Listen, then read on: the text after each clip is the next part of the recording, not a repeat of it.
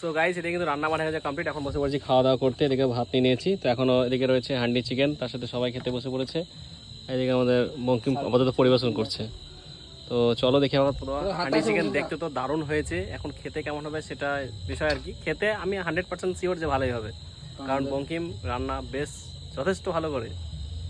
তো দেখি এখন বঙ্কিম জাপানিজ শেফ এনেছি আমরা। বল কেমন, জাপান থেকে শেফ নিয়ে এসেছি আমরা। এই যে মহড়ার আগের দিন পিকনিক করছিস, কেমন লাগছে?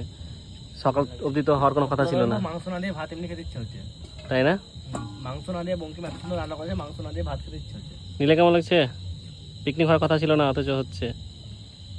ও বঙ্কিম এখন হান্ডি চিকেন ঢেলে দিয়েছে। চিকন না গাইস, চিকেন। হাড্ডির ভিতরে ভাত করে ফেলে আমার মাখা আর টেস্ট লাগবে খেতে। এই দেখো গাইস, আলাদাই। ওহ নাইস। দেখেই তো লোভ লাগছে। ঝটপট দেখে দিই।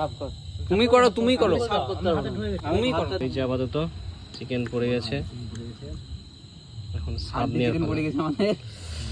গাইস বিশাল গরম। বিশাল গরম ভাই, বিশাল গরম। তো একটু বাইক নিয়ে দেখাই যাক। মালটা দেখলে তো লাস্টে মালটা